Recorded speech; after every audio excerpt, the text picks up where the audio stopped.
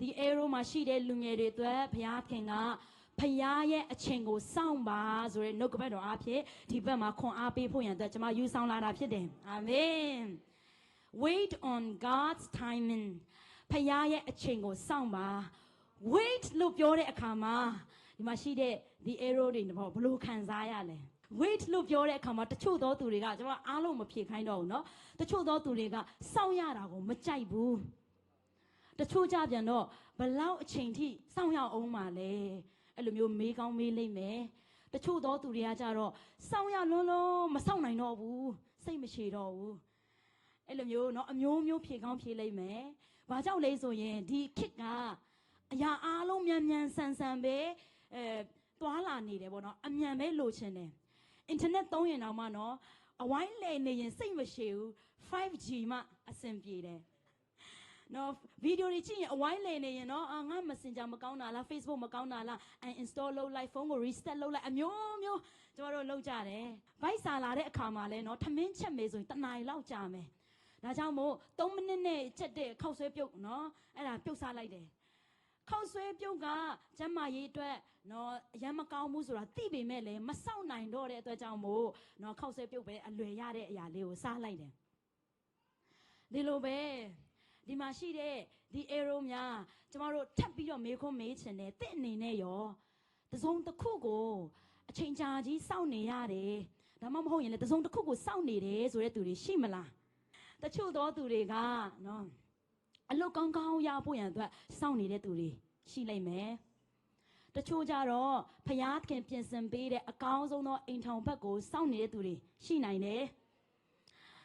တချို့သောသူတွေက UN ကတ်ရဖို့ရန်အတွက်စောင့်နေတယ်တချို့ကြတော့တတိယနိုင်ငံသွားရဖို့ဒါမှမဟုတ်ရင်လည်း visa ရဖို့အမျိုးမျိုးစောင့်နေတဲ့သူတွေရှိနိုင်တယ်နော်ငွေကြေးပြဿနာအခက်ခဲရှိနေတဲ့ကြောင့်မို့ဒီငွေကြေးပြေလည်သွားဖို့ရန်အတွက်စောင့်နေတဲ့သူတွေရှိသလားမိသားစုအခက်ခဲတွေပြေလည်သွားဖို့မိသားစုတွေပြန်လည်တစ်ဖန်ပေါင်းစည်းအတူနေရဖို့ရန်အတွက်စောင့်နေတဲ့သူတွေရှိသလားတချို့ကြပြန်တော့သားသမီးရဖို့ရန်အတွက်နှစ်ရှည်စောင့်နေတဲ့သူတွေရှိတယ်တချို့ကြပြန်တော့မိမိဆုတောင်းထားတဲ့အဖြေကိုရဖို့ရန်အတွက်စောင့်နေတဲ့သူတွေရှိနေနိုင်တယ်ဒီနေ့မှာကျွန်မဒီမှာရှိတဲ့သူတွေကိုသင်ဆောင်နေတဲ့အရာရဲ့နော်ဖျားပြောမဲ့စကားကိုဒီနေ့မှာယူဆောင်လာတာဖြစ်ပါတယ်အာမင်ကျွန်မဒီမှာတစ်ခုယူလာတယ်နော်ဒီဟာကိုစားမလားဘာလို့လဲစိမ့်နေတယ်စိမ့်တဲ့အခါမှာမမဲ့သေးတဲ့အခါစားလိုက်ရင်ဖန်တယ်ခါတယ်စားမကောင်းနော်ဒါပေမဲ့ဒီငပြောသေးရမကောင်းလို့လားငါပြောသေးရကောင်းတယ်သို့ပေမဲ့ तू ကမမဲ့သေးတဲ့အတွက်ကြောင့်မို့စားလို့မကောင်းဒီလိုပဲကျမတို့တစုံတစ်ခုကိုစောင့်နေတဲ့အခါမှာအချိန်မတန်သေးတဲ့အခါကျမတို့မရသေးဘူးမရလို့စားလို့မရလို့ကျမတို့မပိုင်ဆိုင်ရသေးလို့ငါနဲ့မတန်လို့ပဲဖြစ်မယ်ဖခင်ကငါကိုမမြင်တာလားတခါတလေမှာလူရှိမှပြုံးနေပေမဲ့လေကိုယ့်ရဲ့နှလုံးသားထဲမှာတော့ဘုရားခင်ကျွန်ုပ်ကိုမေ့သွားပြီလားစောင့်နေတာအရန်ကြာပြီကျွန်ုပ်ရဲ့ဆုတောင်းတန်ကိုရောကြားရဲ့လားအဲ့လိုမျိုးမေးကောင်းမင်းနေလိမ့်မယ်လူရှိမှတော့အရန်ကိုတန်မာကောင်းတန်မာနေလိမ့်မယ်လူတွေအတွက်အားပေးနေတဲ့သူဖြစ်လိမ့်မယ်သို့ပေမဲ့လည်းအခန်းထဲမှာတယောက်တည်းရှိတဲ့အခါမှာဘုရားခင်ဘယ်လောက်ချိန်ထိစောင့်ရအောင်မလဲကျွန်ုပ်ရဲ့ဆုတောင်းတန်ကိုရောဘုရားကြားရဲ့လားဆိုပြီးမှမင်းနေတဲ့သူတွေရှိလိမ့်မယ်ဒီနေ့မှာဘုရားခင်ကတင့်အတွက်စကားရှိတယ်ငါမင်းကိုမမေ့ဘူးလို့ဘုရားခင်ကစကားပြောတယ်အာမင်ခတ်သိမ်းသောအရာကသူ့ရဲ့အချိန်မှာလှပစွာဘုရားကဖန်ဆင်းတယ်ဒါကြောင့်မို့နှုတ်ကပတ်တော်ထဲမှာဘုရားခင်ကဘာပြောတယ်လဲဆိုရင်ဟေရှာယအခန်းကြီး46အငယ်15မှာမိမသည်မိမိဖွာသောသားကိုမတနာသည့်တိုင်အောင်မိမိနှုတ်ဆုတငယ်ကိုမေ့လျော့နိုင်သလောအကယ်၍မေ့လျော့တော်လဲတင့်ကိုငါမမေ့လျော့ငါသည်ကိုလက်ဝါး၌တင့်ကိုစာထိုးပြီတဲ့ဖယားခင်ကကျမတို့ကိုဘယ်တော့မှမမေ့ဘူးကျမတို့ရဲ့ဆုတောင်းတန်ကိုလည်းဖယားကနားညောင်းတယ်ကျမတို့ဖြစ်နေတဲ့အခြေအနေတွေကိုလည်းဖယားခင်ကတွေ့မြင်တာဖြစ်ပါတယ်ကျမရဲ့အသက်တာထဲမှာလည်းနှစ်ပေါင်းများစွာဖယားရဲ့အချိန်ကိုစောင့်ရတဲ့အချိန်တွေရှိတယ်လွန်ခဲ့တဲ့နှစ်ပေါင်း20တုန်းကအဲ့တော့ဆို2006ခုနှစ်ပေါ့နော်ကျမတို့မိသားစုက broken ဖြစ်သွားတယ်ကျမနဲ့ကျမရဲ့မောင်လေးက အတော်တို့အိမ်မှာနေခဲ့ရတယ်ကျမအကိုနဲ့ညီမကကြတော့တနေရာရောက်သွားတယ်ကျမရဲ့အမေကလည်းတနေရာရောက်သွားတယ်အဖေကဆုံးသွားတဲ့ကြောင့်မို့အမေကတယောက်တည်းနဲ့မရှာကျွေးဖို့ခက်ခဲရှိတဲ့အခါမှာတယောက်တနေရာရောက်သွားတယ်အဲ့ဒီအခါမှာကျမတို့ဖခင်ကိုဆုတောင်းတယ်ဖခင်သမီးတို့မိသားစုတွေအတူနေခြင်းနဲ့မိသားစုနဲ့နေရတဲ့ခံစားချက်ကနော်အရန်ကိုကောင်းတာဖြစ်တယ်သူတစ်ပါးအိမ်မှာနေရတဲ့အခါမှာချစ်ချင်းမြတ်တာတော့ခံရပေမဲ့လည်းကိုယ့်ရဲ့မိသားစုနဲ့နေရတဲ့ခံစားချက်မျိုးမဟုတ်ဘူးဒီခါမှာကျမတို့ဆုတောင်းတယ်ကျမရဲ့ညီမတွေရောဆုတောင်းတယ်အမေရောဆုတောင်းတယ်လို့ပြန်ကြားရတယ်ပေါ့နော်တနစ်လဲဆုတောင်းတယ်မဖြစ်လာနိုင်ဘူးမိသားစုတွေအတူနေရဖို့ဆိုတာဒီဆုတောင်းချက်ကမဖြစ်နိုင်ဘူးအဲ့တော့ငယ်လေးငယ်သေးတယ်အသက်8နှစ်ပဲရှိသေးတဲ့ကြောင့်မို့ပတ်စံရှာမယ်ဆိုရင်လည်းမဟုတ်ဘူးဘလို့မျိုးစုစည်းရမလဲကိုကရှမ်းပြည်မှာအကိုတွေကရန်ကုန်မှာအမေကထိုင်းမှာဆိုတော့ဘလို့မှတနေရာတည်းဆုလို့မရဘူးဒါပေမဲ့လည်းဆက်ပြီးတော့ဆုတောင်းတယ်ဖခင်ရဲ့အချိန်ကိုစောင့်တယ်ဆက်ပြီးတော့ဆုတောင်းတဲ့အခါမှာဖခင်က2019ရောက်လာတဲ့အခါကျမတို့ဒီမလေးရှားနိုင်ငံမှာသူ့အချိန်ရောက်လာတဲ့အခါဖခင်ရဲ့အချိန်ကျတဲ့အခါမှာမလေးရှားနိုင်ငံမှာအခုချိန်ထိတိုင်အောင်ကျမတို့မိသားစုတစုတည်းမောင်နှမတွေအတူတကွနေထိုင်ရတဲ့အခွင့်ကိုဖခင်ပြင်ဆင်ပေးတာဖြစ်တယ်အာမင်ဒါကြောင့်မို့ဒီနေ့မှာဒီတက်တေခံချက်အားဖြင့်ဒီမှာရှိတဲ့လူငယ်တွေကိုပြောပြချင်တဲ့အရာတက်တေခံချင်တဲ့အရာကတင့်အတွက်မဖြစ်နိုင်တော့ဘူးငါဆုတောင်းနေတဲ့အရာကမဖြစ်လာတော့ဘူးထင်တယ်မဖြစ်နိုင်တော့ဘူးလို့ထင်ပေမဲ့လေကြာနေတယ်လို့ထင်ပေမဲ့လေဖခင်ရဲ့အချိန်ရောက်လာတဲ့အခါမှာသင်ရဲ့ဆုတောင်းချက်တွေကလေထဲမှာမလွင့်သွားဘဲနဲ့ဖခင်ကသူ့အချိန်မှာပြည့်စုံရတဲ့အခွင့်ကိုဖခင်ပြင်ဆင်ပေးမှာဖြစ်တယ်အာမင်ဒါကြောင့်မို့ဒီနေ့မှာကျွန်မအားပေးခြင်းတဲ့အရာပထမဦးဆုံးချက်ကတော့ဖခင်ကသူ့အချိန်နဲ့သူအလုတ်လုတ်တော့ဖခင်ဖြစ်တယ်ဆိုတဲ့အရာကိုဒီမှာအားပေးခြင်းတာဖြစ်တယ်အချိန်လို့ပြောလိုက်တဲ့အခါမှာ Greek ကျမ်းစာထဲမှာနှမျိုးကိုဖော်ပြတယ် Chronos နဲ့ Kairos ဆိုတဲ့အရာနှစ်ခုကိုမြင်ရတယ် Chronos ဆိုတဲ့အရာကကြတော့ဘာလဲဆိုရင်ကျမတို့အခုအသက်ရှင်နေတဲ့24နာရီအချိန်လေးကိုပြောတာဖြစ်တယ်24နာရီတစ်ရက်9ရက်မှာတစ်ပတ်4ပတ်မှာတစ်လ12လမှာတစ်နှစ်ဒီအရာကနော် Chronos ဆိုတဲ့အချိန်ထဲမှာပြောတာဖြစ်တယ်ဒီအခါမှာသင်တဲ့ကျွန်ုပ်ကဒီ Chronos ထဲမှာနေနေတဲ့သူတွေဖြစ်တယ်ဒီအချိန်ထဲမှာနေတယ်တချို့သောသူတွေကအလုပ်8နာရီ10နာရီလုပ်လိုက်မယ်ပြီးသွားတဲ့အခါမှာအဲ့ချိန်8နာရီပြီးရင်ကိုယ့်ရဲ့ personal time ဖြစ်သွားမယ်သမင်းစားချိန်တွေဒီအရာက Chronos ဖြစ်တယ်ဖခင်ကကျမတို့ရဲ့ဒီအချိန်ထဲမှာကန့်သက်ထားတဲ့အချိန်မှာအလွတ်လွတ်တဲ့သူမဟုတ်ဘူးကျမတို့အနေနဲ့တော့ခံစားလိမ့်မယ်တစ်နှစ်ကြာနေပြီ9နှစ်ကြာနေပြီ10နှစ်ကြာနေပြီလို့ထင်ကောင်းထင်ပေမဲ့ဖခင်ကတော့ Chronos ဆိုတဲ့သူ့ရဲ့အချိန် right time right place right opportunity နော်ဖခင်ကသူ့ရဲ့အချိန်နဲ့သူအလွတ်လွတ်တော့ဖခင်ဖြစ်တယ်ဆိုရအောင်ဒီနေ့မှာနားလေစေချင်တာဖြစ်တယ်ဒီခါမှာကျမတို့ကဒီတစ်နှစ်ရှိနေပြီဒီအထဲမှာဘုရားခင်အလုပ်လုပ်ပါလို့ပြောလို့မရဘူးဘုရားကသူပြင်ဆင်ထားတဲ့အချိန်နာရီမှာသူ့ရဲ့နီးလန်းနဲ့သူအလုပ်လုပ်တော့ဘုရားဖြစ်တယ်ဒီခါမှာကျမတို့ဒီလိုပြောခံစားကောင်းခံစားနိုင်တယ်ပေါ့နော်သူတစ်ပါးတွေကကြတော့ကိုနဲ့အတူနေတဲ့သူတွေကကိုယ့်ရဲ့တငယ်ချင်းတွေကအောင်မြင်နေပြီသူတို့ကဟိုးအရှိကိုရောက်သွားပြီအမှုဆောင်နေတယ်ဆိုရင်လည်းသူတို့ရဲ့အမှုဆောင်ခြင်းကဘုရားအရန်အသုံးပြုနေပြီစီးပွားရေးအတူလုပ်တယ်နော်အလုပ်အတူလုပ်နေတာမှ तू ကမန်နေဂျာဖြစ်သွားပြီ तू ကလစာကိုယ့်ထက်အရန်တာသွားပြီဘုရားခင်သမီးကိုဘာလို့မေ့ထားတာလဲသမီးကြံခဲ့ပြီလားကျွန်တော်ကြံခဲ့ပြီလားလို့ခံစားလိုက်မယ်တချို့သောသူတွေကကြတော့နော်အိမ်ထောင်နော်ကြသွားပြီကျွန်တော်ကတော့အသက်30နားရောက်နေပြီ25ကျော်ပြီသမီးအချိန်ရောရောက်လာအောင်မလား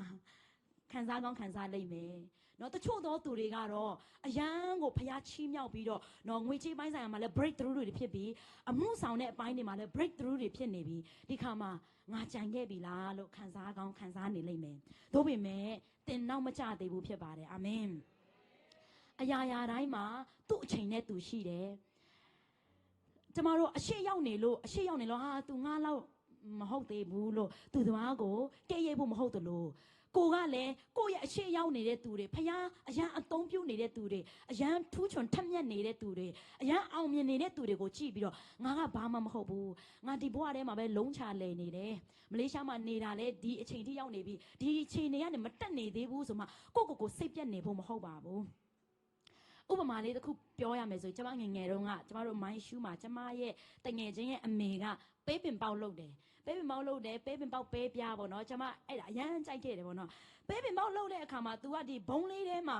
ဒီပေးပင်ပေါက်အစ်စ်လေးကိုထည့်ပြီးရေလောင်းတယ်နေ့တိုင်းရေလောင်းတဲ့အခါမှာရက်ပိုင်းလေးအတွင်းမှာအပင်ပေါက်လာတယ်အပင်ပေါက်လာပြီးတော့ရောင်းလို့ရပြီစားလို့ရပြီသို့ပေမဲ့လည်းဒီရဲ့ဒူးရင်သီးနော်ဒူးရင်သီးရကြတော့6နှစ်ကနေ10နှစ်ထိအတီးတီးဖို့ရန် तू အရန်အချိန်ကြာတယ်တဲ့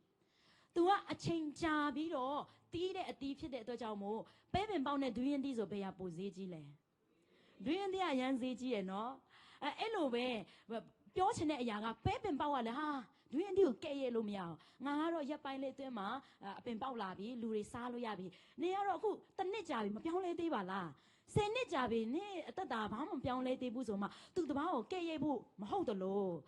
ဒူးရင်သီးကလည်းကိုအားအပင်ကလည်းကိုအားငင်နေဖို့မဟုတ်ဟာငါကတော့10နှစ်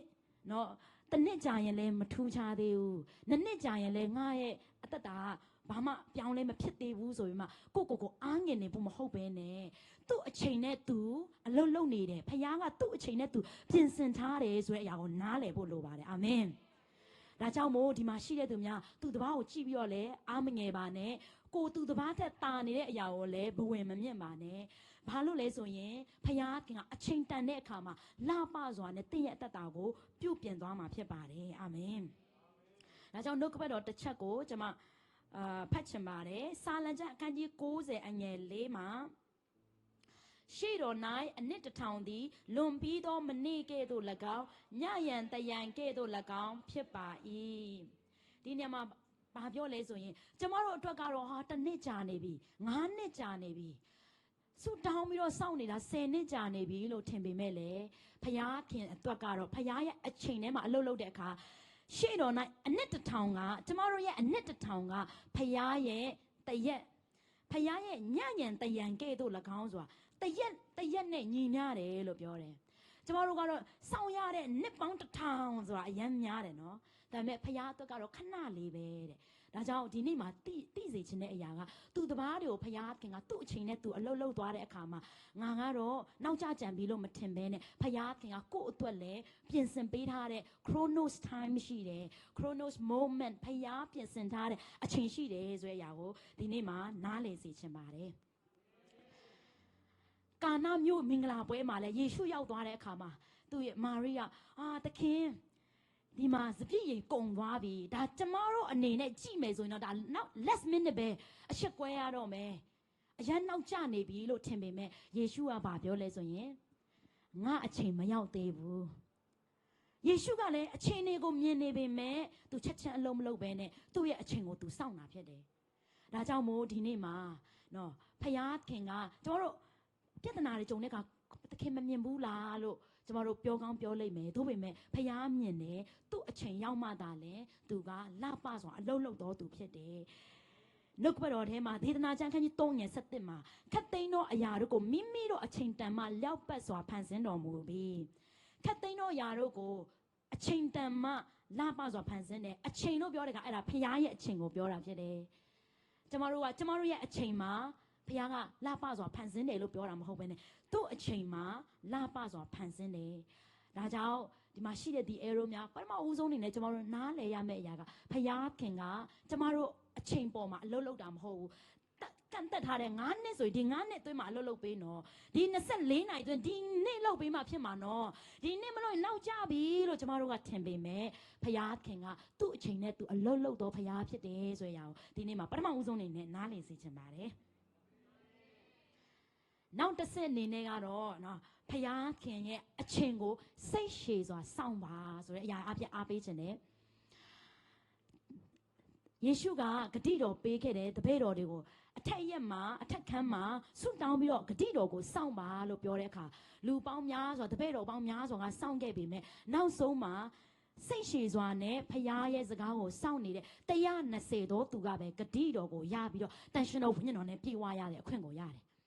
။ဒါပေမဲ့စိတ်မရှိတဲ့သူတွေကကြတော့ဘလို့ဖြစ်တယ်လဲဆိုရင်ပေါ့နော်စိတ်မရှိခြင်းကိုဘယ်နေရာမှာတွေ့ရလဲဆိုအာဗြဟံရဲ့အသက်တာထဲမှာဗမာဦးကျမ်းခန်းကြီး7အငယ်1မှာငါဒီတင့်ကိုလူမျိုးကြီးဖြစ်စေမယ်လို့အာဗြဟံကိုပြောခဲ့တယ်။ဒီ Bible scholar တွေကဘယ်လိုပြောလဲဆိုအသက်85နှစ်မှာဖခင်ရဲ့ဂတိတော်ကအာဗြဟံစီရောက်လာတယ်တဲ့ဖခင်ရဲ့ဂတိတော်ရောက်လာတဲ့အခါမှာ तू ကတစ်နှစ်စောင့်တယ်စိတ်ရှည်စွာနဲ့စောင့်တယ်မရောက်လာသေးဘူး9နှစ်စောင့်ရင်လည်းမရောက်လာသေးဘူးနော်နှစ်ပေါင်းများစွာစောင့်ရင်လည်းမရောက်လာသေးတဲ့အခါမှာဘယ်လိုဖြစ်လာလဲစိတ်မရှည်လာတော့ဘူးဒါကြောင့်မို့ဆာရာကနော်ဆာရာကဘာပြောလဲဆိုရင်ဟာဂရစီမှာဝင်လိုက်ပါဟာဂရနဲ့အာဗြဟံအတူနေပါအဲ့မှာသားသမီးရလာလိမ့်မယ်လို့ပြောတဲ့အတိုင်းပဲအာဗြဟံကဖခင်ရဲ့အချင်းကိုမစောင့်နိုင်တော့တဲ့ကြောင့်မို့ဒီဆာရာပြောတဲ့အတိုင်းပဲသူ့ရဲ့ကျွန်မဟာဂရစီမှာဝင်တဲ့အခါမှာဣရှမေလကိုရလာတယ်ကျမတို့ဖခင်သခင်ကကျမတို့ကိုဂတိတော်ပေးဂတိပေးမယ်လို့ပြောတဲ့အခါမှာဒီဂတိတော်ထားတဲ့အခါမှာမစောင့်နိုင်မဲနဲ့ကိုယ့်ဘာသာကိုလှုပ်လိုက်တယ်ဒီအရာကိုရယူအောင်အတင်းကျပ်ယူလိုက်တဲ့အခါမှာဘာဖြစ်လာလဲဆိုရင်အခုချိန်ထိတိုင်အောင်ဣသရေလနဲ့ဣရှမေလလူမျိုးတွေကအခုချိန်ထိပဏိပခတွေများစွာရှိနေပါတယ်ဒါကြောင့်မို့ဒီမှာရှိတဲ့လူငယ်များတည့်ရတက်တာထဲမှာဖခင်ရဲ့အချင်းကိုတင်စောင့်နေတဲ့အရာတွေရှိလိမ့်မယ်ဖခင်ပေးထားတဲ့ prophet ပြုချက်တွေအိမ်မက်ယူပါယုံတွေကိုတင်စောင့်နေလိမ့်မယ်နော်စောင့်နေပေမဲ့လေတစ်နှစ်လာလည်းမပြည့်လာတဲ့အခါ9နှစ်လာလည်းမပြည့်လာတဲ့အခါမှာနော်ကျမတို့စိတ်မရှိဘဲနဲ့လုံမိထက်လန်းလိုက်မိတယ်ဆိုရင်ဆုံးရှုံးခြင်းရောက်တတ်ပါတယ်ဒါပေမဲ့လည်းဘုရားသခင်ကအာဗြဟံတို့ကိုနော်သူ့ရဲ့ဂတိတော်အတိုင်းပဲနှစ်ပေါင်း25နှစ်ကြာလာတဲ့အခါမှာအာဗြဟံ85နှစ်မှာဂတိတော်ရတယ်25နှစ်ကြာပြီးတော့အသက်100မှာဂတိတော်ဖြစ်တဲ့သားဣဇက်ကိုပေးခဲ့တယ်လူမျိုးကြီးဖြစ်ခွင့်ဘုရားသခင်ကပြင်ဆင်ပေးခဲ့တာဖြစ်တယ်အာမင်ဒါကြောင့်မို့သင်ရဲ့အသက်တာထဲမှာလေသင်ဘုရားသခင်ရဲ့အချိန်ကိုစောင့်မယ်ဆိုရင်အချိန်ရောက်လာတဲ့အခါမှာ Chronos moment Chronos time ရောက်လာတဲ့အခါမှာအဲ့ဒီဂတိတော်ပြည့်စုံရတဲ့အခွင့်ကိုရမှာဖြစ်တယ်အာမင်နောက်စိတ်ရှည်စွာစောင့်ပါလို့ပြောတဲ့ခါမှာတစ်ခါတလေမှာကျမတို့တစ်နှစ်စောင့်လဲမရောက်လာတဲ့ခါပင်ပန်းလာတယ်နှလုံးသားပင်ပန်းလာတယ်နော်ဒီနေရာမှာနှုတ်ကပတ်တော်ထဲမှာဘသူရဲ့အသက်တာကိုတွေ့ရသေးတယ်လဲဆိုရင်ရှောလူရဲ့အသက်တာကိုတွေ့ရတယ်ဒီရဲ့ prophet ကသူ့ကိုဗာပြောခဲ့လဲဆိုရင်9ရက်တိုင်အောင်စောင့်ပါလို့ပြောပေမဲ့ငါလာမယ်9ရက်တိုင်အောင်စောင့်ပါလို့ပြောပေမဲ့နော်ရှမွေလအဲ့လိုပြောခဲ့တဲ့အရာကိုရှောလူကမစောင့်နိုင်တော့ဘူးဘာကြောင့်လဲဆိုရင်ရန်သူကလည်းအနီးနားမှာရောက်လာပြီ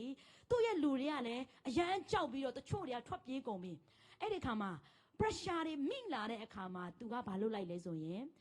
ဒီရဲ့ရစ်ကိုပူဇော်လိုက်တယ်ရစ်ပူဇော်လိုက်ပြီးသွားတာနဲ့ရှမွေလရောက်လာတဲ့အခါမှာဖခင်ရဲ့နှုတ်ကပတ်တော်ကဘာပြောလဲဆိုရင်ဓမ္မရာဇဝင်ပထမစာဆောင်အခန်းကြီး73အငယ်73-74မှာရှမွေလကလည်းတင်ဒီမားပြီးတင်ဤဖခင်ထာဝရဖခင်ထားတော်မူသောပြည့်ညက်တရားကိုမဆောင်ပါတကားစောင့်မိလင်ထာဝရဘုရားသည်ဣတိလအမျိုး၌တင်ဤအာနာကိုယခုမှစ၍အစဉ်မြဲတည်စေတော်မူပြီးယခုမူကတင်ဤအာနာမတည်ရဒီနေရာမှာရှောလူကဖျားပြောတဲ့အရာကိုမစောင့်နိုင်တဲ့အတွက်ကြောင့်မို့ရှင်ပြန်နေရာကနေပယ်ချခြင်းခံရတယ်ဒီမှာရှိတဲ့လူငယ်များတင့်ရဲ့တက်တာထဲမှာတစုံတစ်ခုကိုဖျားသခင်ကိုစောင့်နေတဲ့သူရှိလိမ့်မယ်မစောင့်နိုင်တော့တဲ့အတွက်ကြောင့်မို့တချို့သောသူတွေကနော်ဖျားပြင်ဆင်ထားမဲ့သူကိုတနစ်လည်းမစောင့်နိုင်တော့တဲ့အခါမှာနော်ကိုသဘောကျတဲ့သူဖျားအလိုတော်ရှိလားမရှိလားမသိတော့ဘူးနော်ကိုသဘောကျတဲ့သူကိုရွေးချယ်လိုက်တယ်နှလုံးသားနောက်ကိုလိုက်သွားတယ်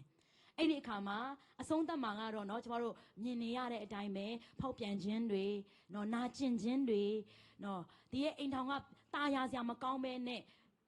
အဆုံးသတ်ရတဲ့အရာတွေအများကြီးပဲဒါကြောင့်မို့เนาะတချို့သောသူတွေကကြတော့လေငွေကြေးပြဿနာအလုံးခဲကြုံရတဲ့အခါမှာစောင့်နေဘုရားကိုစောင့်နေမစောင့်နိုင်တော့တဲ့အတွက်ကြောင့်မို့เนาะမတမာတဲ့နီလန်းနဲ့နော်ငွေကြေးကိုရှာကြတယ်အဲ့ဒီခါမှာအဆုံးသတ်မှာကိုပဲပို့ပြီးတော့ဝန်ပိလာတဲ့အရာတွေအများကြီးပဲတချို့သောသူတွေကအခွင့်ရေးရဖို့ရန်အတွက်နော်မစောင့်နိုင်တော့တဲ့အတွက်ကြောင့်ဖယားသခင်ဖွင့်ပေးမဲ့တကားတွေကိုမစောင့်နိုင်တော့တဲ့အတွက်အတင်းအဲ့တကားတွေကိုဝင်ဖွင့်တဲ့အခါမှာအခက်ခဲတွေကြုံရတယ်ဒါကြောင့်မို့မစောင့်နိုင်တော့တဲ့အခါမှာရှောလူကလည်းရှင်ပြန်ရာကနေပေကြခြင်းခံရတယ်တင့်နေနဲ့ဖယားသခင်ရဲ့ဂတိတော်ဖယားသခင်ရဲ့အချင်းကိုမစောင့်နိုင်တော့ဘဲနဲ့ကိုကဂျားဖြတ်နော်တော်ပြီကွာစောင့်မနေတော့ငါပဲလှုပ်လိုက်တော့မယ်ဆိုရင်တင်းရဲ့ပြဿနာကတမှုကနေနော်အများကြီးပုံလာမှာဖြစ်ပါတယ်ဒါကြောင့်ဒီနေ့မှာအားပေးခြင်းတဲ့အရာကဘလောက်ပဲကြာပါစေအာဗြဟံလိုမျိုးဘလောက်ပဲကြာပါစေနော်စောင့်ပါဖခင်ကသူ့ရဲ့အချိန်မှာသူအလုပ်လုပ်မယ်ဖခင်အလုံးမလုပ်တော့ဘူးလားငါနောက်ကျနေပြီဒုက္ခရောက်တော့မယ်လို့ထင်ပေမဲ့လေဖခင်ကသူ့အချိန်နဲ့သူကွက်တိအလုပ်လုပ်တော့ဖခင်ဖြစ်ပါတယ်အာမင် ကျမရဲ့တက်တာထဲမှာလည်းအသက်22နှစ်မှာကျမကဆုတောင်းတယ်ပေါ့နော်ဖခင်သမီးရဲ့တငယ်ချင်းတွေဆိုရင်ဘလို့ဖြစ်နေပြီနော်သမီးတယောက်တည်းပဲကြံတော့တယ်ပြောရမယ်ဆိုရင်တော့နော်သူတပားတွေဆို relationship တွေနဲ့ရှိနေပြီသမီးကတော့နော်ငငယ်လေးကနေ relationship မထားတာအခု22နှစ်တောင်ရှိနေဖခင်သမီး22နှစ်တောင်ရှိနေပြီနော်ဆိုတော့ဆုတောင်းတယ်သမီးအရန်နောက်ကျနေအခုချိန်စဉ်းစားလိုက်ရင်တော့ဒါရည်စရာလေးပေါ့နော်အဲ့တော့ကတော့ကိုအရန်အသက်ကြီးပြီထင်တယ်ဒီမှာရှိတဲ့သူနော်တချို့သောသူတွေက teenager လေးတွေရှိတယ်ပေါ့နော်အဲ့လိုခံစားလိမ့်မယ်နော်အဲ့ခါမှာကျွန်မအဲ့လိုဆုတောင်းပြီးတော့ဘုရားခင်သမီးစိတ်မရှိလာတော့ဘူးအဲ့လိုဆုတောင်းတဲ့အခါမှာဘုရားခင်အိမ်မက်ထဲမှာကျွန်မကိုပထမဦးဆုံးချိန်စကားပြောတယ်ဘဝမှာပထမဦးဆုံးချိန်စကားပြောတာအဲ့ဒီဆုတောင်းချက်ဖြစ်ပါတယ်ဘုရားကပြောလဲဆိုရင်ကျမရဲ့ဆုတောင်းတန်တစ်ခုချင်းငိုကြွေးနေတဲ့အတန်တွေကျမရဲ့မောပန်းနေတဲ့အတန်တွေအားလုံးကိုဘုရားကြားတယ်ဆိုတဲ့အရာကိုအိမ်မက်ထဲမှာဘုရားခင်ကကျမငိုကြွေးနေတဲ့အတန်တွေကိုပြန်ကြားစေတယ်အဲ့ခါမှာကျမနှလုံးသားကွဲပြတ်မတက်ခံစားပြီးအော်ဘုရားခင်သမီးရဲ့ဆုတောင်းတန်ကိုတော့ကြားတာပဲဆိုတော့ကျမအရန်ကိုအဲ့အိမ်မက်ထဲမှာငိုကြွေးခဲ့တယ်အဲ့တော့ဖယားကိုရမ်းမသိသေးဘူးဖယားနဲ့လည်းအကျွမ်းမဝင်သေးဘူးဒါပေမဲ့ဖယားကသမီးဆုတောင်းတန်ကိုမှတ်ထားတယ်ဆိုရအောင်သိပြီးကြားပြီးတော့ဖယားကပြောလဲဆိုရင်ငါသမီးစောင့်ပါတဲ့ဘုရားကအဲ့စကားပြောတဲ့အခါမှာကျွန်မအာအရန်ရှိသွားတယ်ဒီလိုပဲဒီမှာရှိတဲ့သူတွေရောဘုရားကတင့်ကိုတင်အားပြတ်နေတဲ့အခါမှာလည်းတင်စိတ်မရှိဘဲနဲ့ကိုနီးလမ်းမလုံးလိုက်ပါနဲ့ဖယားကိုဆက်ပြီးတော့ဆုတောင်းပါဘုရားခင်ကတင့်ကိုပြောလိုက်မယ်ငါသားငါသမီးစောင့်ပါဖယားအချိန်ရောက်လာမယ်အာမင်မိသားစုတွေပြန်အတူနေရတဲ့အချိန်ရောက်လာမယ်မိသားစုတွေမှာလိုအပ်နေတဲ့ငွေချေးတွေကိုဖယားထောက်ပံ့တဲ့အချိန်ရောက်လာမယ်တဲ့အတွက်နော်တတိယနိုင်ငံကိုသွားရမယ်တကားပေါက်တွေပွင့်လာလိမ့်မယ်အာမင်ကျမတို့ UN ကတ်ကိုလည်းကျမနော်ရောက်လာတဲ့ခါမှာ9နှစ်နော်ကျမတို့ဘုရားမပေးသေးဘူးဒါပေမဲ့ကျမတို့အဲ့ဒီအတွက်ပင်ပန်းနေပြီးတော့နီးလန်းဖြတ်လန်းနေနဲ့မလိုက်ပဲနဲ့ကျမတို့ဆက်ပြီးတော့ဆုတောင်းတဲ့အခါဘုရားခင်ကအကောင်းဆုံးသောအရာကိုအကောင်းဆုံးသောအချိန်တိုင်းမှာပြင်ဆင်ပေးတယ်ဒါကြောင့်ဒီတမန်ကျမ်းစာမှာတွေ့ရတဲ့အရာတွေကအော်သူတော်မှမဆောက်နိုင်တာပဲငါမဆောက်နိုင်တာတဘာဝပဲလို့မပြောပါနဲ့နော် तू ကဖျားလူဖြစ်နေအောင်မှယုံကြည်ခြင်းအားကြီးတယ်လို့ပြောရင်တော့မှ तू တော်မာသေးတာပဲဆိုရင်မှအဲ့လိုမျိုးကြည့်ဖို့မဟုတ်ပါဘူးဒီအရာကကျမတို့ကိုတွင်တင်ပေးနေတဲ့အရာတွေဖြစ်တယ်သူတို့မားတယ်လို့မမားဖို့ရန်အတွက်ကျမတို့ကိုတွင်တင်ပေးနေတဲ့အရာဖြစ်ပါတယ်အာမင်အာဗြဟံကဖြတ်လန်းလိုက်သွားတယ်လို့မျိုးကျမတို့ကနော်အဲ့လိုလုပ်ရမှာမဟုတ်ဘူးနော်အော်သူတော်မှာနော်ဖျားအချိန်ကဒီအချိန်မှာ25နှစ်အလွန်မှာကိုတိရောက်လာမယ်ဆိုတော့ तू မတိခဲ့ပါဘူးကျမတို့ကတော့အခုတွေ့ရတယ်တိရတယ် तू မတိခဲ့တဲ့အတွက်ကြောင့်မို့ဖြတ်လန်းလိုက်ခဲ့တယ်ဒါပေမဲ့ကျမတို့ကအခုချိန်မှာဘယ်လိုမျိုးဆင်ခြင်ရမလဲဆိုရင်နော်သူ့ရဲ့တက်တာထဲမှာ तू မားခဲ့ရင်တော့မှကျမတို့ရဲ့တက်တာထဲမှာတော့နော်ဒါသင်ခန်းစာရပြီဖြစ်တဲ့အတွက်ကြောင့်မို့ဖခင်ရဲ့အချိန်ကိုဘလောက်ပဲကြာကြာစောင့်မယ်ဖျားခင်ကဂတိထားတော်မူသောသူဒီဂတိတော်အတိုင်းတက်နိုင်ဒီကိုစိတ်ဆွဲလန်းမယ်ဆိုပြီးမှဖျားရဲ့အချိန်ကိုဘလောက်ပဲကြာကြာစောင့်ဆိုင်ပါအာမင်နောက်တစ်ချက်နဲ့ဆက်ပြီးတော့အားပေးခြင်းနဲ့ကျမတို့ဖခင်ရဲ့အချိန်ကိုစောင့်နေတဲ့အခါမှာအော်ဖခင်ရဲ့အချိန်ကိုငါစောင့်နေတယ်ဆိုမှဒီတိုင်းထိုင်နေဖို့မဟုတ်ဘဲနဲ့ပြင်ဆင်ရင်းနဲ့စောင့်ရမှာဖြစ်ပါတယ်။နောအေးကိုဖခင်ကသင်္ဘောစောင့်ဖို့ပြောတဲ့အခါမှာ Bible Scholar တွေကဗာပြောလဲဆိုရင်အသက်900ရှိပြီတဲ့အသက်900မှာသင်္ဘောစောင့်ဖို့ပြောတယ်။အော်တစ်နှစ်နဲ့ပြီးမလားဆိုရင်တစ်နှစ်နဲ့လည်းမပြီးသေးဘူးလူတွေကလည်းကဲ့ရဲ့ကြပြီဟာအသက်ကြီးပြီးတော့လည်းနော်ခြောင်သွားပြီနော်အသက်ကြီးပြီးတော့သူမစင်းစားနိုင်တော့ဘူးအမျိုးမျိုးသူ့ကိုဝိုင်းပြီးတော့ကဲ့ရဲ့ကြလိမ့်မယ်ဘာလို့လဲဆိုရင်အဲ့ဒီအချိန်ကရာသီဥတုလည်းတာရတယ်မိုးတစ်ခါမှမရွာဘူးအရန်ကိုစိုးပြေတာရတဲ့ကာလဖြစ်တယ်အဲ့ဒီအချိန်မှာသင်္ဘောစောင့်နေတယ်ဆိုတော့နော်ဒါလူတွေရဲ့ကဲ့ရဲ့စရာကြုံရနိုင်တယ်ဒါပေမဲ့လည်းသူကလူတွေဘလောက်ပဲကဲ့ရဲ့ပါစေဘလောက်ပဲနင်မဖြစ်နိုင်တော့ဘူးနော်နင်လုံနေတဲ့အရာတွေကဘာမှအကျိုးမရှိဘူးအကောင့်ထဲမမြင်ရဘူးလို့လူတွေကကဲ့ရဲ့နေပါစေသူဆက်ပြီးတော့စောင့်နေပြင်ဆင်ရင်းနဲ့ဖျားပြောထားတဲ့အရာကိုပြင်ဆင်ရင်းနဲ့သူစောင့်နေတစ်နှစ်မဟုတ်ဘူး10နှစ်မဟုတ်ဘူးနှစ်ပေါင်း90မဟုတ်နှစ်ပေါင်း100စောင့်တာဖြစ်တယ်ဒီမှာရှိရသူနော်အခုမှအသက်20လေးပဲရှိတယ်ဒီမှာ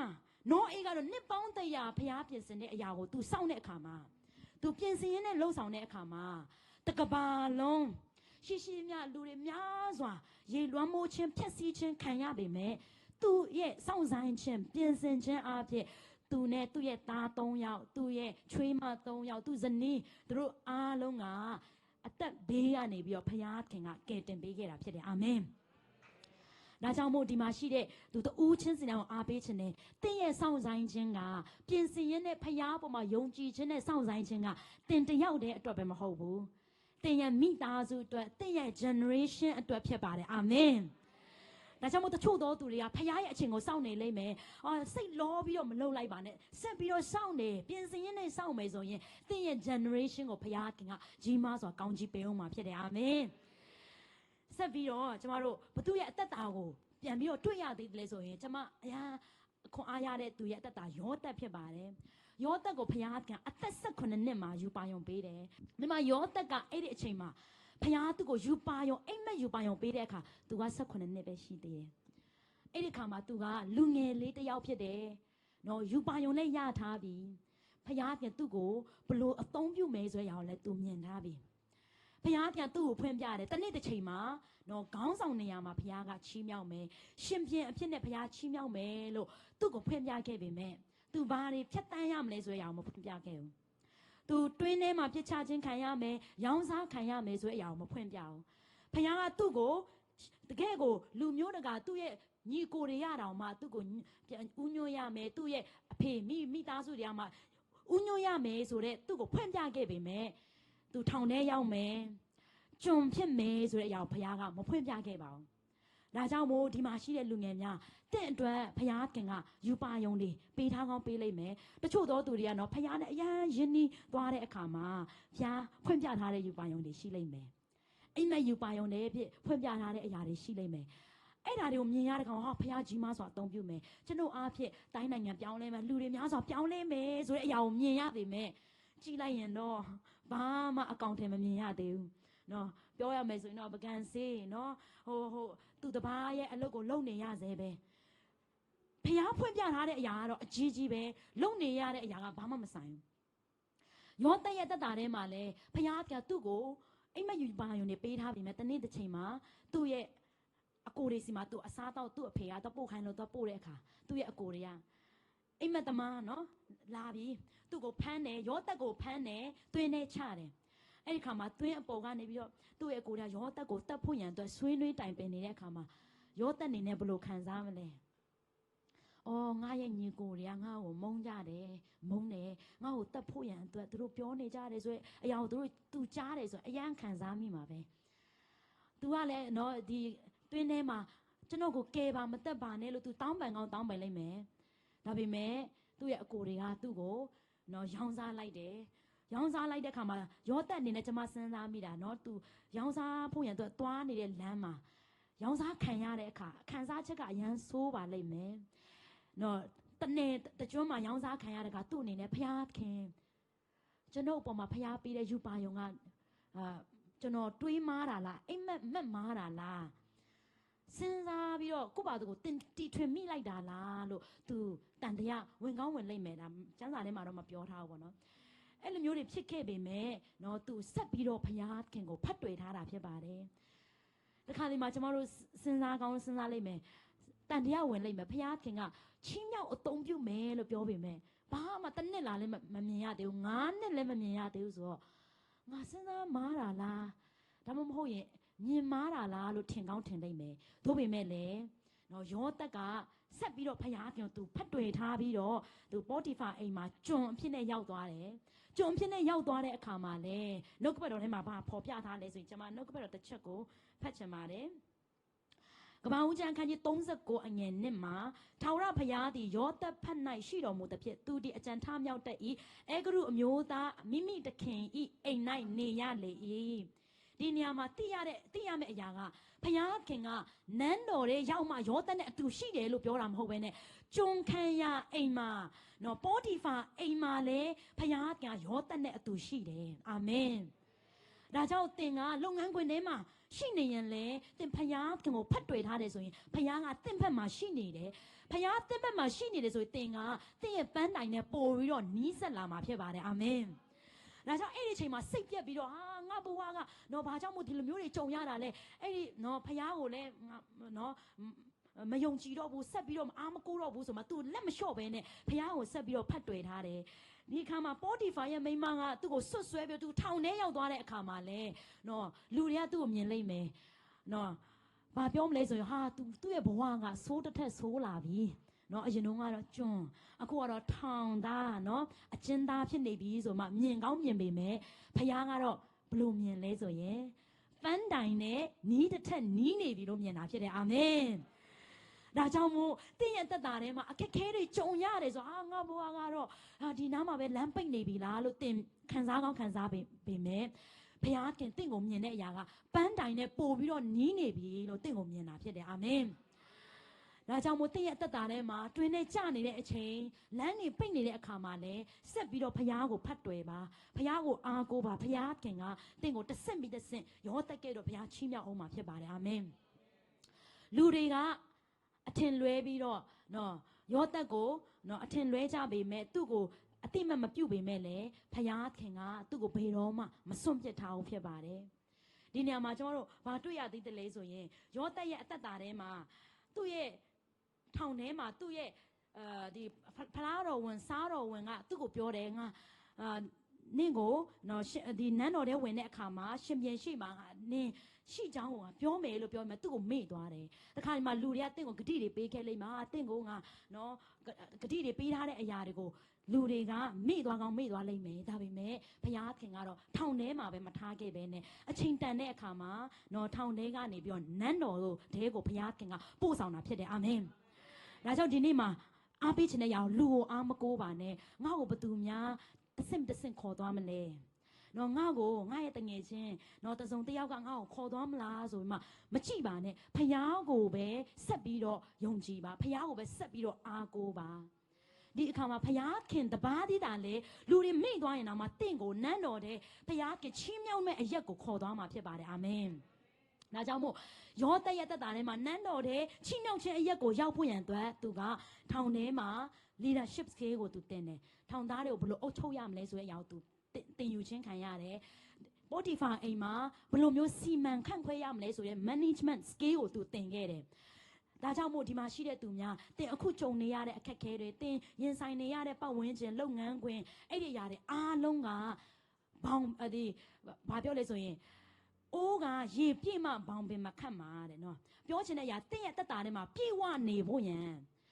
လက်နဲ့စုံကိုတက်ဆင်ပေးထားတဲ့နော်ကာလတွေဖြစ်ပါတယ်တက်ဆင်နေတဲ့ကာလတွေဖြစ်ပါတယ်အာမင်ဒါကြောင့်ပန်းနိုင်ဖျားပြင်ဆင်ထားတဲ့ပန်းနိုင်လေးရောက်ဖို့ရန်ဒီအချိန်ကတင့်ကိုဖျားတင်ပြုစုနေတဲ့အချိန်ဖြစ်တယ်တင့်ကိုပြင်ဆင်နေတဲ့အချိန်ဖြစ်တယ်ဒါကြောင့်မို့ဒီအချိန်မှာစိတ်မပြတ်ဘဲနဲ့နော်လက်မလျှော့ဘဲနဲ့ဖျားပြုပြင်ပေးနေတဲ့အရာတွေကိုတင်နေရာပေးပါတခါတည်းမှာကျမတို့ဆုတောင်းလိုက်မယ်ဖျားခင်ဒီအချိန်လေးတွေကိုနော်ကိုတော့ဖယ်ရှားပေးပါလို့ဆုတောင်းလိုက်မယ်ဖျားခင်ကဒီအချိန်လေးထဲမှာဖျားခင်တင့်ကိုတွင်တင်ချင်နေတဲ့အရာတွေရှိလို့ဖြစ်ပါတယ်အာမင်ဒါကြောင့်မို့အခက်ခဲတွေကြုံတဲ့အခါတငယ်ချင်းကြားမှာစိန်ခေါ်မှုတွေနော်ကြောင်ကစားတွေဖြစ်တဲ့အခါမှာဘုရားခင်ဒီတငယ်ချင်းအဝေးကြီးကိုပို့လိုက်ပါလို့မပြောပါနဲ့နော်ဘယ်လိုဆုတောင်းရမလဲဒီတငယ်ချင်းအားဖြင့်ဘုရားခင်တမီးကိုဘာတွင်တင်ပေးချင်တာလဲစိတ်ရှည်လာဖို့လားခွန်းလွတ်တတ်ဖို့လားလူတိုင်းနဲ့အံဝင်ခွင်ကြပေါင်းတင်တတ်ဖို့လူတိုင်းနဲ့အတင့်နေတတ်ဖို့ရန်တဘုရားတွင်တင်ပေးနေတာလားဆိုတဲ့အရာကိုကျွန်တော်တို့မိမိရဲ့နှလုံးသားကိုပြုပြင်ပြီးတော့သင်ယူနေဖို့လိုပါတယ်အာမင်ဒါကြောင့်မို့ဒီလိုအချိန်တွေမှာနော်ဖျားခင်ပြုစုနေတဲ့အရာကိုသင်ယူပြီးတော့ရောတက်ကဲတို့နော်ခွန်းလွတ်တတ်တဲ့သဘော management skill တွေကိုဖျားခင်ကဒီကာလမှာတွင်တင်ပေးနေတယ်ဆိုတဲ့အရာကိုဒီနေ့မှာအားပေးချင်တာဖြစ်တယ်ဒါဆိုရင်ကျွန်တော်တို့စောင့်ဆိုင်နေပြီနော်စောင့်ဆိုင်နေတဲ့အခါမှာဘုရားပြန်တွင်တင်နေတယ်ဘယ်လိုမျိုးစောင့်ဆိုင်မလဲပြင်ဆင်ရင်းနဲ့စောင့်ဆိုင်မယ်ဘယ်လိုပြင်ဆင်ရင်းနဲ့စောင့်ဆိုင်မလဲမှန်ပါတယ်ဘယ်လိုပြင်ဆင်ပြီးတော့စောင့်ဆိုင်မလဲဆိုကျွန်မအချက်6ချက်နဲ့ကျွန်မအားပေးချင်တယ်နော်မှတ်မိရလွယ်အောင်ပထမဦးဆုံးအချက်အနေနဲ့နော်ဘုရားခင်ကိုဆုတောင်းရင်းနဲ့စောင့်ဆိုင်ပါတကားတွေမပွင့်သေးရင်လည်းဆက်ပြီးတော့ဆုတောင်းပါနော်အဖြေမရသေးရင်လည်းဆက်ပြီးတော့ဆုတောင်းပါနော်မမြင်ရသေးရင်လည်းဖခင်ခင်တတ်နိုင်တယ်ဆိုတဲ့အရာကိုဆုတောင်းပြီးတော့ဖခင်ရဲ့အချိန်ကိုစောင့်ဆိုင်ဖို့ရန်တဖြစ်ပါတယ်အာမင်ကျွန်မပုံလေးတစ်ပုံကိုမြင်မိတယ်ပေါ့နော်အဲ့ဒါပါလဲဆိုရင်ဒီမှာမီဒီယာ team ကိုလည်းကျွန်မပို့ထားတယ်သူကစူးစမ်းပြီးတော့ဒီပ ပန်းတိုင်ကိုသူသွားနေတယ်ဒီအောက်ကတယောက်ပေါ့နော်သွားပြီးတော့နော်တော်ပြီဘာမှလည်းမဖြစ်လာဘူးငါနှစ်တွေလည်းအများကြီးကြာလာပြီပင်ပန်းနေဆိုမှ तू လက်လျှော့လိုက်တယ်ပေါ့နော်လက်လျှော့လိုက်တာဘာကြောင့်လဲဆိုရင် तू အရန်မောသွားလို့ဖြစ်တယ်သို့ပေမဲ့လုံးဝလက်မလျှော့ဘဲနဲ့အရှိမတလန်းလန်းလိုက်ရင်ဖျားခင်ပြင်ဆင်ထားတဲ့ပန်းတိုင်ကရောက်နေပြီနော်သူ့အတွက်ပြင်ဆင်ထားတဲ့အရာကရောက်နေပြီဒါပေမဲ့ तू လက်လျှော့လိုက်တဲ့ခါဒါဆုံးရှုံးသွားတယ်ပြောချင်တဲ့အရာကဒီမှာရှိတဲ့ तू တူးချင်းစီအောင်ဘုရားခင်ကအကောင်းဆုံးသောအရာကိုပြင်ဆင်ထားတယ်အာမင်ဘာကြောင့်မရသေးရလဲဆိုရင်လက်လျှော့လိုက်လို့ဖြစ်ပါတယ်တင်လက်မလျှော့ဘူးဆိုရင်ဆက်ပြီးတော့ဆုတောင်းခြင်းနဲ့ဆက်ပြီးတော့ဘုရားကိုမျှော်လင့်မယ်ဆိုရင်ဘုရားပြင်ဆင်ထားတဲ့အရာကအေကံမုတ်ချလက်ခတ်မလွဲမြေကြီးလက်ခတ်မလွဲဘုရားကတင့်အတွက်ပြင်ဆင်ထားတဲ့အရာရောက်လာမှာဖြစ်တယ်အာမင်တခါတလေမှာကျမတို့ကအော်ဘုရားပြင်ဆင်တဲ့အရာကတော့တခြားသူတွေအတွက်ပဲဖြစ်မှာပါငါကကြတော့ဘုရားငါ့ကိုတိတ်မချစ်တော့ဘူးလို့ထင်ကောင်းထင်လိမ့်မယ်ဘုရားခင်ကတင့်ကိုအချစ်ဆုံးဖြစ်ပါတယ်အာမင်ဒါကြောင့်ကိုပြောပါဘုရားကငါ့ကိုအချစ်ဆုံးဘုရားကငါ့ကိုတည်တယ်လို့ပြောပါဦးဘုရားကငါ့ရဲ့အခြေအနေကိုမြင်တယ်အာမင်စံချီတမြင်ချင်းစီကိုရေတွက်တော်ဘုရားခင်ကတင်တဲ့ကျွန်ုပ်ကိုတည်တော်ဘုရားဖြစ်ပါတယ်အာမင်တင်တဲ့ကျွန်ုပ်ကအမိဝမ်းထဲမှာပဋိတရေယူစင်ကလေးကနေနာမည်နဲ့တကွတည်တော်ဘုရားဖြစ်တယ်အာမင်ဒါကြောင့်မို့ငါက left over ငါကြံခဲ့ပြီငါကတော့ငငယ်ကလေးကနေမိဘမြတ်တာလည်းမခံစားရဘူးအကြောင်းထဲမှာလည်းမြတ်တာမရဘူးဆရာမရှိမှလည်းမျက်နှာတာမရဘူးငါကတော့အပေခံပါလို့မခံစားပါနဲ့တင်ကဖရားရဲ့အချစ်ဆုံးသောသူဖရားရဲ့အသွေးအသက်နဲ့ရွေးဝယ်ခြင်းခံရတဲ့တန်ဖိုးကြီးသောသူဖြစ်တယ်အာမင်ဒါကြောင့်မို့ဖရားခင်ပြင်ဆင်ထားတဲ့အကောင်းဆုံးသောအရာကတင်နဲ့ထိုက်တန်တာဖြစ်တယ်အာမင်ဒါကြောင့်မို့အကောင်းဆုံးသောအရာကငါနဲ့ထိုက်တန်တယ်လို့ဝန်ခံပါအောင်အာမင်ဒါကြောင့်မို့အပြည့်မရသေးရင်လည်းဆက်ပြီးတော့ဆုတောင်းပြီးတော့စောင့်ပါဆက်ပြီးတော့တကားတွေကိုပွင့်လာဖို့ရန်သက်ဆက်ပြီးတော့အားမလျော့ပဲနဲ့ဆုတောင်းဖို့ဒီနေ့မှာအားပေးခြင်းတယ်နောက်တစ်ချက်ကျမတို့ဘလို့မျိုးစောင့်ရမလဲဆိုရင်နှုတ်ကပတ်တော်ကိုဖတ်ရှုပြီးတော့နှုတ်ကပတ်တော်နဲ့သွားလာပြီးတော့ကျမတို့ပြင်ဆင်ရင်းနဲ့စောင့်ရမယ်စောင့်နေတဲ့အခါမှာအမျိုးမျိုးသောအသွေးခေါ်တွေရောက်လာနိုင်တယ်မဖြစ်နိုင်တော့တဲ့အသွေးခေါ်တွေမတတ်နိုင်တော့တဲ့အသွေးခေါ်တွေရောက်လာတယ်ဒီအရာကနော်ဘယ်တော့မှနှစ်ဘဝမှာရမှာမဟုတ်ပညာကိုကြည့်မယ်ဆိုရင်လည်းသူတပားလောက်မရဘူး background ကိုကြည့်မယ်ဆိုရင်လည်းသူတပားလောက်မရဘူးနင်မဖြစ်နိုင်ဘူးလို့ထင်ပေမဲ့အဲ့အတွေးထဲမှာအနုလက္ခဏာတွေရောက်လာပေမဲ့နှုတ်ကပတ်တော်နဲ့ပြန်ပြီးတော့မိမိကိုယ်ကိုတည်ဆောက်ရမှာဖြစ်တယ်ကျွန်ုပ်ဟာယေရှုရဲ့အသွေးနဲ့ထပ်တူတန်ဖိုးထားခြင်းခံရတဲ့တန်ဖိုးကြီးသောသူဖြစ်တယ်ဆိုတဲ့အရာကိုနားလည်ပြီးတော့အခုနောက်တော့ငါဟာတောင်ကိုရွေ့ရှားနိုင်သောသူဖြစ်တယ်ရေခေါမြို့ကိုပြိုကျစေနိုင်သောသူဟာယေရှုအဖြစ်ကျွန်ုပ်ဖြစ်တယ်လို့ဝန်ခံတတ်တဲ့သူဖြစ်ဖို့လိုတယ်အာမင်နှုတ်ကပတ်တော်ထဲမှာကျွန်မအရန်သဘောကျတဲ့အရာပါလဲဆိုရင်ခတ်သိမ်းသောအရာကိုနော်ဖခင်ရဲ့နှုတ်ကပတ်တော်နဲ့လွဲစေတဲ့အရာဖခင်ရဲ့အကြံစီနဲ့လွဲစေတဲ့အတွေးခေါ်တဲ့အားလုံးကိုဖမ်းထားချုပ်ထားလျက်ဖမ်းသွားချုပ်ထားလျက်သခင်ဖခင်ရဲ့အလိုတော်ကိုဝန်ခံစေတယ်တဲ့မိမိရဲ့အတွေးခေါ်ကိုမိမိပဲထိန်းနိုင်တာဖြစ်တယ်မိမိရဲ့အတွေးခေါ်ကိုခတ်သိမ်းသောမောက်လန်တတ်တဲ့အသွေးခေါ်တွေကိုနော်ဖခင်ရဲ့အလိုတော်ကိုညှင်းဆန်တတ်တဲ့အသွေးခေါ်တွေကိုဖမ်းသွားချုပ်ထားလျက်ဖခင်ရဲ့အလိုတော်ကိုဝန်ခံတတ်ဖို့ရန်အတွက်နော်ကျမတို့မိမိရဲ့အသက်တာကိုပြင်ဆင်ဖို့လိုတယ်ဘယ်အချိန်မှလဲဆိုရင်နှုတ်ကပတ်တော်အသက်တာထဲမှာရှိမှဖြစ်ပါတယ်အာမင်နှုတ်ကပတ်တော်ဖခင်ရဲ့စကားရောက်လာမှသာလေအဲ့ဒီဖခင်ရဲ့စကားနဲ့ပြန်ပြီးတော့တိုက်နိုင်နိုင်တာဖြစ်တယ်မာနက်ကယေရှုကိုစုံစမ်းဖို့ရောက်လာတဲ့အခါမှာတခြားနဲ့မလာဘဲနဲ့နှုတ်ကပတ်တော်ကိုကင်ပြီးတော့လာတယ်ယေရှုကလည်းဘာနဲ့ပဲပြန်တိုက်လိုက်တယ်လဲဆိုရင်နှုတ်ကပတ်တော်နဲ့ပဲပြန်ပြီးတော့တိုက်လိုက်တာဖြစ်ပါတယ်ဒါကြောင့်မို့လူငယ်များကျမတို့ရဲ့အသက်တာထဲမှာကျွန်တော်ငယ်သေးလို့ဘာမှမသိပါဘူးတပတ်တစ်ချိန်ဆရာမတွေတရားဟောတဲ့အရာနားထောင်လိုက်ရင်ငါလုံလောက်ပြီလို့မထင်ပါနဲ့နေ့တိုင်းမှာနှုတ်ကပတ်တော်ကိုမိမိရဲ့အသက်တာထဲမှာဖြည့်ပါဖုန်းတွေရှိတယ် internet line တွေကောင်းတယ် YouTube တွေရှိတယ်နော်ဖခင်ရဲ့နှုတ်ကပတ်တော်ကိုနားထောင်ပါနှုတ်ကပတ်တော်များများကိုယ့်ရဲ့အသက်တာထဲမှာဖြည့်မှသာလေကိုယ့်ရဲ့အသက်တာထဲမှာနော်ဖခင်ရဲ့စကားကနော်မိမိရဲ့အသက်တာကိုတိဆောက်ပေးမှဖြစ်ပါတယ်ဒါကြောင့်မို့နှုတ်ကပတ်တော်ထဲမှာဘာပြောလဲဆိုရင်ငါလူတို့သည်ပညာနည်းသောကြောင့်ဆုံးရှုံးခြင်းရောက်တယ်နှုတ်ကပတ်တော်ကိုတိတော့ပညာနည်းသောကြောင့်ဆုံးရှုံးတယ်ပန်းတိုင်ကိုမရောက်သွားဘဲနဲ့နော်ပန်းတိုင်ကိုမရောက်ဘဲနဲ့နော်တင်းချိုင်းမှာနော် ဆုံးရှုံးသွားတဲ့သူတွေတည်သွားတဲ့သူတွေအများကြီးပဲသူတို့ရဲ့ပန်းနိုင်ကိုမရောက်သွားဖျားပြင်ဆင်ထားတဲ့နယ်ပယ်ထဲမှာမရောက်သွားပဲနဲ့ကြံခဲ့တဲ့သူတွေအများကြီးပဲဒါပေမဲ့ဒီနေ့ဒီ arrow မှာဒီမှာထိုင်နေတဲ့သူတွေကဖျားခင်တင့်ကိုပန်းတိုင်ထိတိုင်အောင်ပို့ဆောင်ပေးခြင်းလို့ဒီအရက်မှာဒီသတင်းစကားကိုသင်ကြားရတာဖြစ်ပါတယ်အာမင်ဒါကြောင့်မို့ပညာနည်းသောသူမဟုတ်ဘဲနဲ့နှုတ်ကပတ်တော်နဲ့ပြည့်ဝသောသူဖြစ်ဖို့ရန်အတွက်အမြဲတမ်းမှာနှုတ်ကပတ်တော်ကိုနေရာပေးပါနောက်တစ်ချက်ကျွန်မအားပေးခြင်းနဲ့စောင့်ဆိုင်နေရင်မိမိရဲ့ character မိမိရဲ့အသက်တာမိမိရဲ့အကျင့်စာရိတ္တကိုပြုစုပါအကောင်းဆုံးသောအရာကိုလိုချင်ပေမဲ့အကောင်းဆုံးသောအရာကိုလက်ခံနိုင်တဲ့အသက်တာရှိဖို့လိုပါတယ်ဥပမာအနေနဲ့တထေးကြီးကသူ့ရဲ့ကလေးသားကိုအမွေပေးဖို့ရတဲ့ဒီကလေးကအရွယ်မရောက်သေးဘူးဆိုရင်ဒ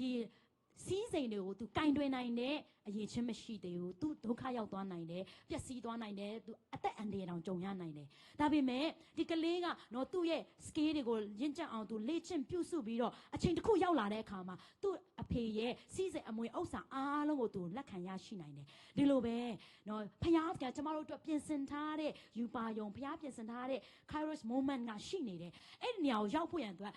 ကျမတို့ရဲ့အသက်တာကနော် character တွေကိုပြင်ဆင်ရမယ်ကိုယ့်ရဲ့စိတ်ပိုင်းဆိုင်ရာပြင်ဆင်ရမယ်နော်ကိုယ့်ရဲ့အတွေးခေါ်တွေကိုပြင်ဆင်ရင်းနဲ့တည်ဆောက်ဖို့ရန်အတွက်လိုပါတယ်နော်တချို့သောသူတွေကအင်ထောင်ဘက်ကောင်းစောင့်နေတဲ့သူတွေရှိလိမ့်မယ်ဒါပေမဲ့ကိုကတော့နော် right person ကိုစောင့်နေပေမဲ့ကိုက right person မဟုတ်နေဘူးဆိုရင်မရလာသေးဘူးဒါကြောင့်မို့ကိုယ့်ရဲ့အသက်တာကိုလည်းပြင်ဆင်ရမယ်နော် promotion တွေရဖို့ရန်အတွက်အလုပ်ထဲမှာလည်းနော် promotion ရဖို့ရန်အတွက်စောင့်နေုံနဲ့မဟုတ်ဘူးအလုပ်စ조사ရမယ်နော်ဘယ်လိုပြောမလဲ skill တွေတစ်ခုပြီးတစ်ခုကိုယ့်ရဲ့အသက်တာထဲမှာဖြည့်မှသာလေ promotion တွေကရောက်လာမှာဖြစ်တယ်ဒါကြောင့်မို့တတိယတစ်ချက်အနေနဲ့ကတော့အမြဲတမ်းမှာကိုယ့်ရဲ့အကျင့်ကိုအကောင်းဆုံးနော်ဖခင်ရဲ့အလိုတော်နဲ့အညီတည်ဆောက်ဖို့ရန်အတွက်လိုတယ်နောက်တစ်ချက်ပါလဲဆိုရင်ဘာပဲလုပ်သစ္စာရှိပါဖျားစီမှာဆူတောင်းတယ်ကျမလည်းအရင်တော့ဆူတောင်းပြီးဖျားကသမီးကို1000လောက် ringgit 1000လောက်သမီးကိုပေးပါဖျားပြောတယ်ဘာလုပ်မှာလဲနော်ဘာလုပ်မှာလဲဆိုတော့ဒီတိုင်းပဲလိုချင်လို့ပေါ့နော်ရဖူးချင်လို့ငငယ်တော့အဲ့လိုမျိုးဆူတောင်းဖို့တယ်ဒီမှာဘာပြောလဲဆိုရင်သင်ကတလမှာ1000 2000ရနေပြီးတော့ဒီရဲ့2000ကိုတောင်မှကောင်းစွာမကင်တွယ်နိုင်သေးဘူးဆိုရင်နော်1000ရလာရင်လေဘလို့ကင်တွယ်ရမလဲသင်သိမှာမဟုတ်နော်ပတ်စံနေနော်ငွေကြီးတွေအများကြီးဝင်လာရင်လေဘလို့ကင်သွယ်ရမလဲမသိဘူးဘာကြောင့်လဲဆိုရင်နည်းနည်းလေးမှာ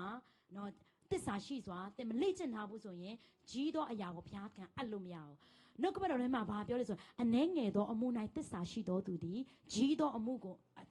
၌လည်းသစ္စာရှိလိမ့်မယ်အနှဲငယ်သောအမှု၌သစ္စာမရှိဘူးဆိုရင်ကြီးသောအမှုမှာလည်းသစ္စာမရှိဘူးတဲ့ဒါကြောင့်မို့အကျွေပြားစေးကအစ ringgit ကအစနော်သူတစ်ပါးကိုပြန်ပေးမယ်လို့ဂတိပေးထားရင်ပြန်ပေးဖို့လိုသလိုသူတစ်ပါးစီကယူထားတယ်ဆိုရင်လည်းနော်အဲ့ဒါမမေ့မလျော့ပြန်ပေးဖို့လိုတယ်နော်ငွေချေးပိုင်းဆိုင်ရာမှာတစ္ဆာရှိပြီးတော့မိမိရဲ့အသက်ရှင်ခြင်းပိုင်းမှာအဘက်ဘက်မှာတစ္ဆာရှိတော်သူဖြစ်တယ်ဆိုရင်ဖခင်ရဲ့ကောင်းချီးမင်္ဂလာကတင့်အတွက်အချိန်မရွေးရောက်လာမှာဖြစ်ပါတယ်နောက်တစ်ချက်ပေါ့နော်ဘယ်လိုမျိုးပြင်ဆင်ရမလဲဆိုရင်အစေခံခြင်းအပြင်မိမိရဲ့အသက်တာကိုပြင်ဆင်ပါဖခင်ချိန်ချက်ထားတဲ့အချိန်ရောက်လာဖို့ရန်အတွက်ဆိုရင်နော်